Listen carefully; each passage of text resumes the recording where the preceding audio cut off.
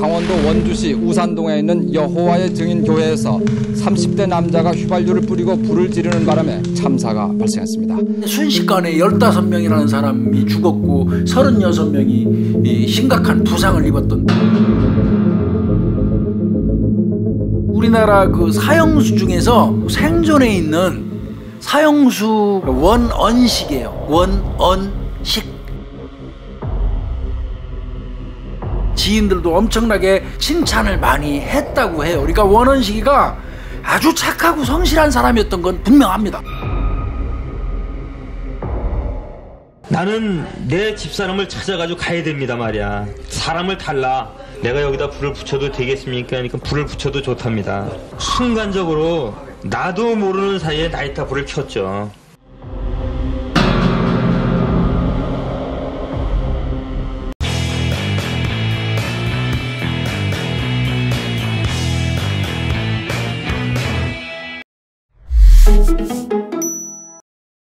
원주 왕국회관 화재 살인사건입니다. 피의자 이름을, 피의자가 이제 지금은 피고인이죠.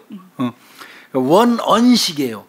원언식. 근데 이제 이 사건을 선정한 이유는 이거는 하고는 가야 돼요.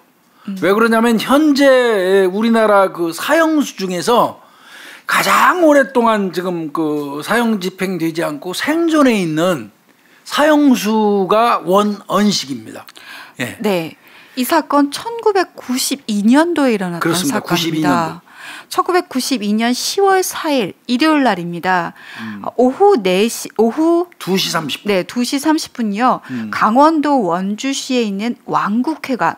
우산동입니다. 원주시 우산동. 왕국회관 하면 아마 다 아실 거예요. 네, 왕국회관. 네. 여호와의 증인. 그렇죠.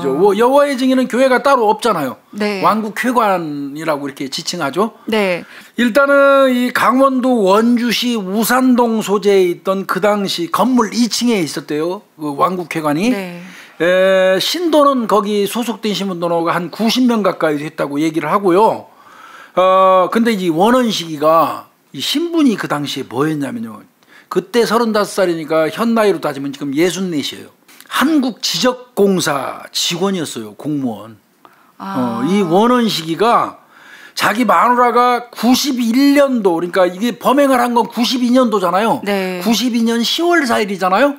근데 아내는 91년도 5월달, 그 전에 5월달 경부터 아마 선교에 빠진 것 같아요. 네. 여호와의 증인에 빠져가지고 집을 나갔어요. 아내가 신씨인데 그 당시에 34살이니까 지금 63세겠네요. 네. 이분이 이제 그 집을 나간 것 때문에 감정이 폭발했어요. 그 쫓아가는 겁니다, 그걸로. 네. 갈 때 그 왕국회관을 갈 때 이 원언식이 휘발유를 이렇게 네. 준비를 해서 갔습니다. 그때 왕국회관이 27평 정도래요, 그게. 아까 2층이라고 했잖아요. 네. 그럼 1층을 올라갈 때 보면 여기 1층 입구가 하나 있고 2층에 왕국회관이 있는 네. 거예요. 1층에 딱 입구를 막아서고 이 그 휘발유통 딱 내려놓고 이렇게 얘기를 한 겁니다. 우리 안에 여기 있는 거 다 안다. 빨리 나오라 그래라. 신도들은 오히려 아예 안 왔어요. 당신만 와 여기 이렇게 이제 버틴 거예요. 그러니까 그냥 나 이거 불 지를 거야. 그런데도 불구하고 설마 불 지르겠어? 이런 생각을 하고 없다고 안 왔다고 계속 뻗댄 거예요. 이른바 얘기하면 신도들이 여호와의 증인들이 주유소에 미리 들려서 사갔잖아요. 10리터들이 한 통을 그 휘발유를 뿌려버립니다. 거기 계단하고 그 입구 안에는 네. 카페트래요 전부 다. 거기다가 휘발유 뿌리고 난 다음에 그냥 라이터로 탕 키는 순간적으로 그냥 뭐 번진 거죠. 그런데 입구가 한 군데인 거예요. 이 1층 입구를 막아버리고 거기다 불을 예. 들러버리다 보니까 사람들이 아마 다 못 빠져나온 것 같고요. 또 카페트에 유독가스가 유발될 수 있잖아요. 가연성 물질인데 굉장히 유독가스 나오죠. 유독가스가 차서 호흡곤란으로 그냥 다 의식을 잃고 쓰러지는 거지. 네. 근데 이때도 그 얘기는 나오더라고요. 목격자들 이 얘기. 내 마누라 여기 온 거 안다. 신 누구누구 나와 소리 지르는데도 안 왔다. 자꾸 거짓말하니까 무슨 소리야 여기 온 거 다 아는데 정말 당신네들 이거 안 내보내면 진짜 불 지를 거야 나. 이 얘기를 몇 번 강조를 했대요. 이렇게 순식간에 건물 전체로 이 발화가 된 건데 이게 더 웃기는 거는요. 정작 이 아내 신씨 있잖아요. 이 여자는 남편이 밖에서 소리 지르는 소리를 들었어요. 남편 목소리를. 그래가지고 그 미리 피신을 했습니다, 이 여자는. 그 바람에 15명이 사망하고 36명이 이제 부상을 당했는데 그 36명 그 부상당한 사람들 같은 경우는 창문에서 2층이잖아요. 뛰어내리면서 이제 그 다리가 부러지거나 뭐 이랬던 거고요. 그래도 그 사람들은 살았던 거고, 그러니까 이게 건물 안쪽에 있던 사람들은 대피를 미처 못한 거예요. 그 여기 보면 뭐 10대도 2명이나 껴 있고요. 10살 미만짜리도 2명이나 껴 있고, 네. 그 10대도 한 서너 명 되고 이래요. 하여튼 뭐 이 사건은 뭐 사실 뭐 간단해요. 자기 아내가 여호와의 증인에 빠져서 가정에 소홀하고 남편하고 싸웠다고 그래서 왕국회관으로 가가지고 거기에 있으니까 너 종교 때문에 미쳐가지고 가족 처자식 버린 남편하고 자식 버린 거라고 생각한 거고, 그래서 또 그거를 자기 아내한테 그 잘못됐다고 생각하지 않고 요놈의 왕국회관 여호와의 증인 니들 때문에 내 아내가 이렇게 됐고 이런 식으로 이제 그 왕국회관에다가 어떻게 보면 그 원망을 그 전가시켰죠. 네. 그래서 불사질러 버린다는 개념 뭐 이런 식으로 가서 불지르는 바람에 졸지에 순식간에 15명이라는 사람이 죽었고 36명이 심각한 부상을 입었던 그런 사건. 간단해요, 이거는. 네. 그러면 이제 우리가 얘기하고자 하는 거는 이제 원원식이라는 사람이 어떤 사람이고 어떤 과정 때문에 이게 이제 이런 사건이 발생했는가, 이걸 한번 좀 따라 들어가고 싶고요. 네. 종교에 어떻게 보면 그 몰입한 사람들한테도 보내는 메시지가 있어요. 이 사건은 분명히. 원원식이라는 인물이 그렇다면 우리가 생각했던 알고 있는 뭐 흉악범, 방화를 방화범. 저지르는 흉악범이었을까 봐야 돼요, 한번 봐야 되겠죠. 원주의 가난한 집에 그 농부의 아들로 태어납니다.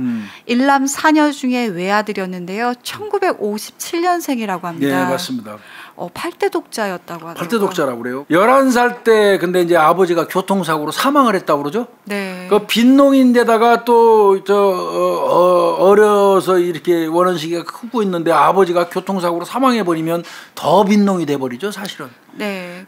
그래서 그러니까 학교도 못 댕겼나 봐요. 그나마 중학교 졸업까지는 이 사람은 한 것 같아요. 어떻게 해서든지. 그 이후에 이제 직장 들어와 가지고 방송통신고등학교 이 사람 졸업한 것 같아요. 그러니까 나름대로 이 빈농의 가정에서 태어나 가지고 노력하면서 산 사람인 건 분명해요, 이분이. 네. 그래서 20살 때 정도입니다. 1977년 9월 1일 대한지적공사 임시직으로 입사를 합니다. 예. 근데 아마 나중에 정직원이 된 거 보니까 열심히 일했던 것 같긴 해요. 그리고 34살 때죠. 1991년 삼척군 출장소로 또 발령이 납니다. 지적공사? 네. 그리고 이제 사건이 발생했을 때쯤에는 원주 출장소에서 전근을 가게 되면서 거기서 지적 측량하는 일을 하게 됩니다. 그러면서 이제 원주 출장소로 전근 오면서부터는 이제 거기서 정착하려고 그랬나 봐요. 25평짜리 그 아파트 한 시가 한 4천만 원 정도 된대요. 그거를 이제 구입을 했다고 그래요. 그때까지도 이분들은 남편이 성실한 가장이고 그 다음에 모범사원이래요. 모범사원이니까 임시직에서 정식 직원으로 전환이 가능하죠. 효성이 지극했답니다. 효성이. 아버지는 11살 때 돌아가셨으니까 11살 이후에 홀로 살면서 일남 사녀를 키운 어머니를 보고 자랐을 거 아니에요. 원원식 입장에서는. 또 그 당시에 이 8대 독자 아들이라는 그 어떤 기대감, 그 무게는 본인 스스로도 느끼거든요. 그래서 뭐 효성지극한 사람, 법 없이 살 수 있는 사람, 이렇게 주변 지인들도 엄청나게 칭찬을 많이 했다고 해요. 그러니까 원원식이가 아주 착하고 성실한 사람이었던 건 분명합니다. 네, 저는 솔직히 조금 놀랬던 게요. 이 왕국회관 방화 사건이 있은 후에 원주 시민 1만 명이 자발적으로 탄원 서명을 해줬다는 게 저는 이거 쉽지 않은 일이에요. 저는 지금으로선 솔직히 잘 이해가 안 가요. 35명이 사망하고 불질러가지고 15명이 사망하고 36명이 중상을 입은 사건의 범인인데 그것도 그런 사람을 좀 잘 봐주십시오.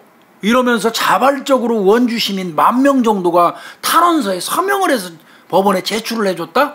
이제 이거는 바꿔서 얘기하면 분명한 거는 아까 말씀드린 것처럼 성실한 가장에 모범사원에 효성지극한 사람, 법 없이 사는 사람, 이런 그 어떤 긍정적인 요소, 그 세평이 작용한 걸로 보이기는 해요. 그러다가 23살에 신부 신씨하고 82년도에 결혼했단 말이에요. 네. 아마 한 2~3살 정도 차이가 나나 봐요.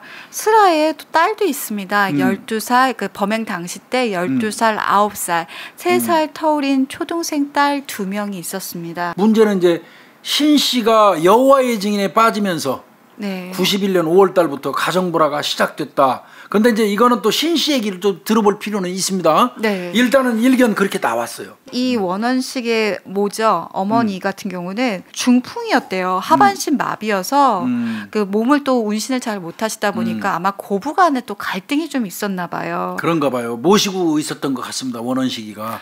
어머니가 시어머니가 나 못 살겠다. 나 이 며느리랑 못 살겠다라고 하면서 딸 집으로 갔다고 해요. 그래서 딸의 집을 일남 4녀잖아요. 네. 4명의 딸 집을 전전하는 거야 또. 그 원원식 입장에서는 효성이 지극한 사람인데 자기 아내하고 어머니가 사이가 나빠져가지고 어머니가 못 견뎌서 그 집을 나가가지고 또 큰딸이면 큰딸, 작은딸이면 작은딸 집에 딱 상주해서 거기서 모시고 살으면 괜찮은데 불편하니까 이 딸 집에서 한 달 있다가 저 딸 집으로 또 한 달 갔다가 전전하면서 떠도는 걸 보니까 원원식 입장에서는 너무 속상하죠. 그래서 원원식이가요 평상시에 이 그 지적공사 직원들하고 동료들하고 술 먹으면서 자책을 그렇게 많이 했대요. 술 한 잔만 먹으면 나는 불효자다. 나는 병든 노모도 나는 못 모시는 나는 불효자다. 그러면서 이제 본인 입장에서는 아내에 대한 원망이 계속 증폭된 것 같아요. 네. 그러면서 이 아내에 대한 원망 플러스 이 종교, 여호와의 그렇죠. 증인에 대한 원망 자체가 큰 거예요. 원래 아내는 그런 사람이 아니었어. 근데 아내를 이렇게 만들어 놓은 건 바로 여호와의 증인이야. 내 아내는 아닌데 내 아내가 댕기는 여호와의 증인이라는 종교가 나빠서 그런 거라고 인식했기 때문에 왕국회관을 공격한 거예요. 대화를 해서 풀어야 되는 문제인데 가지 마라. 너 거기서 변한 거야. 이 사람 입장에서는 최고의 해결책은 너 그 여호와의 증인 가지 마. 그것만 안 가면 되는 거 그게 간단하고 생각한 거예요. 간단하다고. 네. 그러니까 못 가게 하는 거지. 근데 이게 웃기더라고 이게. 못 가게 하면 더 가요. 네. 시험이다. 이걸 이겨내야 너가 더 그 신 곁에 갈 수 있다라고 얘기를 하니까 92년도 6월 달경에 원주 시내에다가 지가 방 한 칸을 따로 만들어요. 네. 그거 사가지고 2달간 거기서 혼자 지내버려. 집에 안 오고. 너 거기 자꾸 저 여호와의 증인 가면 나 집에 안 들어갈 거야. 그리고 방을 하나 저 원주 시내에다가 한 칸짜리 하나 얻어가지고 2달 거기서 혼자 살면서 아내가 변화하기를 기다려요. 굉장히 순진한 사람이에요. 그런데 이때 아내 같은 경우는 남편이 집에 더 안 들어오니까 오히려 그나마 있던 통제마저 풀려가지고 광신도가 돼버리는 거예요. 오히려. 그날이 된 거예요. 이제 그날 일요일날 아침에 맞네. 일요일날 아침. 네. 이제 갔어요. 숙직 마치고 그냥 그날 집에 있지. 그냥 어차피 얻은 방에서. 저 숙직 끝나고 저 낮잠이나 자지 뭐하러 아마 숙직 하면서 생각 많이 했던 것 같아. 그러니까 숙직 끝나자마자 이제 술 한 잔 먹었어요. 근데 이 사람 용기도 없는 사람이 내가 보면 숙직 끝나고 난 다음에 이제 이 술을 마신 거예요. 아내 찾아가기 전에.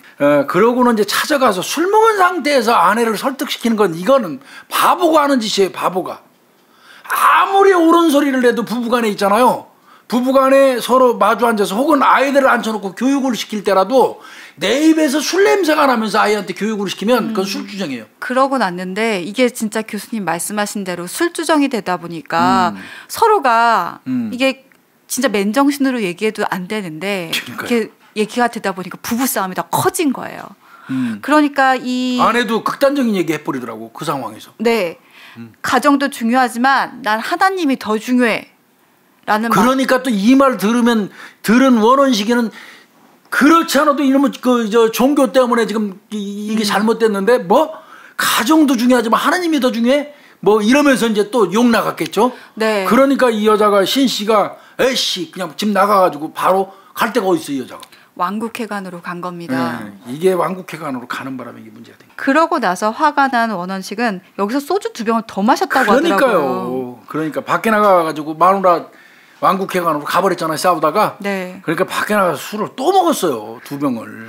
그러고 나서 이제 집에 와 보니까 거기 진짜 와이프가 없어요. 아내가 없으니까. 거기다 애들은 2명이 다 빽빽 울고 있고. 여기서 이제 순간적으로 뻥 간 것 같아요. 근데 진짜 12살, 9살이잖아요. 엄마 아빠 매일 싸우다 보면 아이들이 눈치를 보거든요. 맞아요. 근데 이날 엄마도 나갔어. 아빠도 술을 만취해서 들어왔어. 아이들은 울 수밖에 없어요. 그러니까 그 원원식 입장에서는 이 아이들 내팽개치고 간 엄마가 얼마나 화가 나요. 그러면서 이제 휘발유를 들고 가는 겁니다. 또 아내가 분명히 안에 있는데 거짓말한다고 생각하니까 휘발유 너 진짜 뿌린다? 이제 뿌리고 진짜 불 붙인다 하는데도 별로 미동 없으니까 그냥 라이터 퍽 켜고 그냥 이거 휘발유 뿌려놓고 그 휘발유는 유증이라고 그래 유증. 네. 그 휘발유 그 증기. 네. 이게 올라와 있기 때문에 뿌려놓은 상태 라이터 불 켜면 그냥 순식간에 번져버립니다. 그리고 라이터로 불 붙이니까 이게 타기 시작한 건데 40분 진행이 됐고요. 네. 출동해서 10분 만에 진화를 했는데 사망자 알아내는 데만 2시간 걸렸대요. 이게 아마 그 대피 못하고 안쪽에서 서로 부둥켜 안고 있던 사람들은 이 건물이 전수하면서 같이 타버린 것 같아요. 그러니까 시신을 분리해내는데도 2시간이 넘게 걸렸다는 거예요. 15명. 네, 원원칙을 그러다 보니까요. 이제 아마 사건 직후에 한 불 지르고 난 다음에 바로 네, 5-6명 정도의 신도들이 잡았대요. 근데 너네들 나 안 그래도 난 가서 자수할 거야 라고 아마 뿌리치고 가서 경찰서에 직접 가서 파출소네요. 파출소에 가서 직접 자수했다고 합니다. 그러면 당신 왜 그렇게 가서 불 지르고 그런 짓을 했어? 경찰관이 물어봤더니 행복했던 가정이 파괴된 것과 나의 범행은 모두 이 종교에 빠진 아내 때문이다. 이렇게 얘기를 했어요. 그렇다면 경찰이 또 아내에게 물어보겠죠. 이제 이것도 확인해봐야죠. 진짜 범행 동기니까. 네. 하지만 아내의 말은 또 다릅니다. 신 씨는 실제로 내가 여호와의 증인에 가게 된 건 시어머니와의 갈등이 먼저였다. 시어머니하고 갈등이 생기다 보니까 풀으려고 하는데 항상 남편은 엄마 편, 시어머니 편이었다. 그리고 나를 몰아세웠다. 그걸 친정어머니한테 하소연했더니 성경 공부를 하면서 마음의 평화를 얻어보라고 어머니가 권유했기 때문에 내가 다니기 시작했다라고 얘기를 한 거죠. 얼마나 그러면 다닌 겁니까? 그랬더니 그러니까 신씨 말입니다. 예. 나 주 3회 다녔어요. 화요일하고 일요일에는 낮에 예배를 하고 성경 공부를 했습니다. 그러니까 문제될 게 없지. 낮에 갔다 오는 거. 남편이 없을 때니까. 근데 목요일 날 같은 경우는 저녁 7시부터 9시까지 예배를 드리고 또 20시, 10시부터 한 11시 정도에 귀가를 했나 봐요. 이게 늦게 오는 거네, 밤에. 그러니까 목요일 날 늦게 오는 것 때문에 갈등이 더 심했다는 얘기예요. 원원식이 입장은 또 달라요. 원원식이는 관절염이 심하고 그 하반신을 못 쓰는 저 아내가 안 돌보고 그랬기 때문에 내가 아내한테 잔소리했던 거다. 그러니까 어머니만 편드는 게 아니다. 또 이렇게 얘기하는데 근데 이게 힘든 일이에요. 네. 이제 아들 되신 분들 저도 포함해서 아들 되시는 분들이 한 집에서 어머니 그다음에 아내하고 같이 살아가면서 이 갈등 고부 갈등 해소하는 문제 이건 영원한 숙제예요. 어떤 면에서 보면 이게 정답도 없고요. 어떤 면에서 보면 그렇다고 우리 어머니하고 내 마누라하고 그 사소한 거 싸우는데 요 중간에 아들이 나서 갖고 무슨 재판관처럼 엄마 얘기해봐. 당신 저 마누라 얘기해봐. 탁 들은 다음에 이거는 엄마가 잘못했네. 땅땅땅 이러는 게 아니잖아 이게. 이건 당신이 잘못한 거야. 땅땅땅 이게 아니잖아. 아들이 중간에서 갖고 양쪽 이야기를 다 듣는 것도 웃기는 거고 그러니까 이게요. 아들의 입장, 아들의 처신이 무지하게 중요합니다. 이 고부간에 어떤 문제 생길 때. 원원식이 같은 경우는 이제 그렇게 생각한 것 같아요. 네. 내가 아들이기 때문에 팔대독자라 어머니를 모셔야 되는데 아내가 자꾸 엄마하고 싸우는 바람에 엄마가 집을 나가서 그것도 여자 형제 집 4군데를 전전하면서 떠돌이처럼 사는 게 나는 너무 가슴 아프다는 거거든요. 뭐 효심은 모르는 바 아니지만 그래서 참 해석이 각각 다른 것 같습니다. 근데 이제 아내는 또 아내 얘기를 들어보면 좀 또 일리가 있어요, 그죠? 그래서 아마 포인트가 91년 5월이라고 생각을 한 것 같아요. 근데 이제 뭐 원원식 여호와의 증인 믿기 시작할 때 네, 그때 원원식은 나가지 마라. 무조건 나가지 말라고 얘기했던 거고 아내는 이거를 사탄의 핍박이다. 그래서 더 열심히 나갔구만. 네. 1993년에 사형이 확정이 됐습니다. 1심, 2심 다 사형이었고요. 대법원에서도 사형으로 확정이 됐습니다. 지금 원원식 같은 경우는 2019년 현재로 이제 볼게요. 네. 광주교도소에 수감 중이고요. 그 교도소에서 이 사람은 아주 그냥 거의 뭐 이 기독교 크리스찬이 돼가지고 골수래요. 아주 거기에 완전히 몰입해서. 그러니까 아마 원원식이는 여호와의 증인과 그냥 기독교는 다르다고 보는 것 같습니다. 그래서 뭐 기독교 신자가 되면 또 거기 교화위원회 같은데 목사분들 많아요. 그분들 또 거기 가고 무기 감형 막 무기로 감형시켜주려고 요구도 하는 모양이더라고. 그러면 나갈 확률이 있잖아요. 네. 그런 거 요구도 하는 것 같은데 글쎄 잘 안 되고 있는 것 같고요. 네.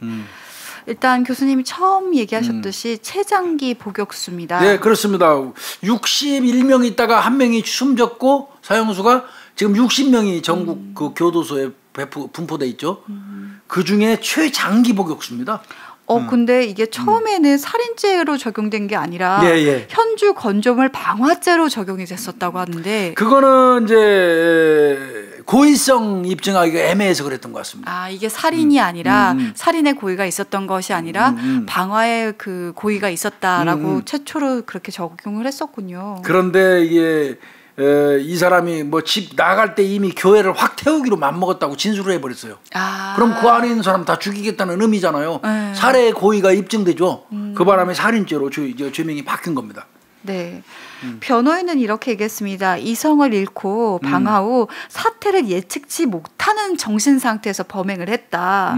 그리고 심한 그 부상자 사망자 중에는 심한 화상을 입었지만 수혈을 거부했었던 신자도 있었기 때문에 이 사람들은 수술에 임하지 않았기 때문에 사망한 거니까 사망자 수가 실제로는 이거보다 적다라고 주장을 한 거죠. 그러니까 수혈을 거부하잖아요. 여호와의 증인이 수혈을 거부해서 화상 입어서 수술하고 빨리 중화상 입었으니까 빨리 수술하고 수혈도 해야 되잖아. 근데 한 사람이 그랬던 것 같습니다. 종교의 아예 그 교리대로 난 죽어도 못하니까 수혈 안 못해. 그 바람에 사망했다 이거예요. 그러니까 그런 사람들은 어떻게 보면 그 방화에서 숨진 사람들 그 범주에 넣으면 안 된다는 게 변호인들 이야기인데 아닙니다. 그렇게 해석하면 안 돼요. 맞아요. 이거는. 네. 애초부터 그 화상이라는 그 어떤 중대한 상태, 생명이 그 위협받는 그 어떤 그 상태를 초래한 것 자체가 방화이기 때문에 변호인이 그렇게 얘기하면 안 되고요.